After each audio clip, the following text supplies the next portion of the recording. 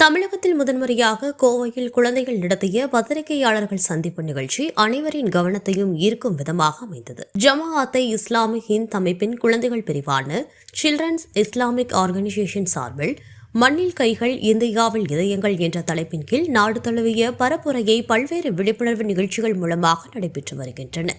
இந்த பரப்புரையின் ஒரு பகுதியாக நேற்று சில்ட்ரன்ஸ் இஸ்லாமிக் ஆர்கனைசேஷன் அமைப்பின் கோவை மாவட்ட துணைத் தலைவர் சிறுமி ஜைனப் வழிநடத்த மாவட்ட தலைவர் சிறுமி நபிலா கரம் தலைமையேற்று பத்திரிகையாளர்களை சந்தித்து விழிப்புணர்வு நிகழ்ச்சிகள் மற்றும் அதன் நோக்கம் குறித்து விரிவாக விளக்கினார்.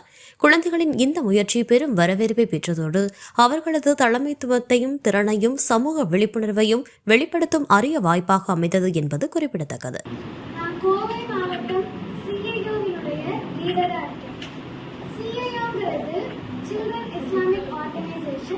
இது 5 வயசுலேருந்து 12 வயசு வரை இருக்கிற குழந்தைங்களுக்கு நல்லொழுக்கங்கள் சொல்லிக் கொடுக்கக்கூடிய ஒரு வகுப்பு.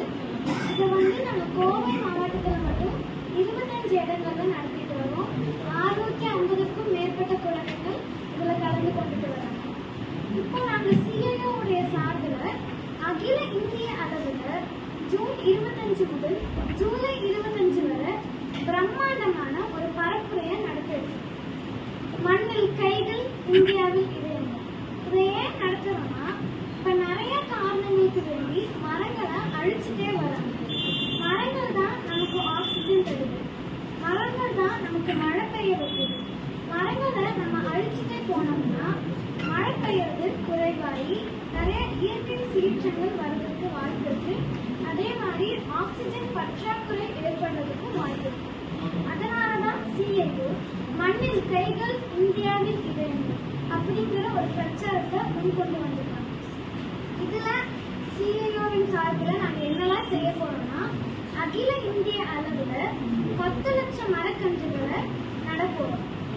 குழந்தைங்களுக்கு மரம் வளர்க்கறது எவ்வளவு முக்கியங்கிறத எடுத்து சொல்ற மாதிரி விழிப்புணர்வு கூட்டங்கள் நடத்துறோம். இப்போ பள்ளிகள்லயும் அவங்களுக்கு அதை எடுத்து சொல்ற மாதிரி நடத்துறோம். CIOல வழக்கமா நிறைய போட்டிகள் நடந்து வந்துட்டு இருக்கு. அதே மாதிரி மரங்களை சார்ந்த மாதிரி ஓவிய போட்டி, வீல்ஸ் போட்டிங்கிற மாதிரி நிறைய போட்டிகள் நடத்துறதா இருக்கும்.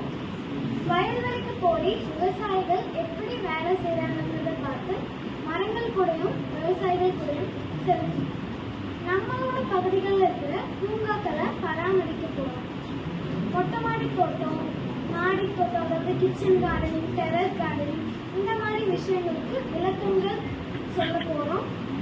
இது எல்லாத்துக்கும் மேல பிரம்மாண்டமான பேரணி கூட்டம் ஒன்று நடத்திருக்கோம். அதுல ஆயிரக்கணக்கான குழந்தைகள் மட்டும் கலந்து கொள்றதா இருக்காங்க.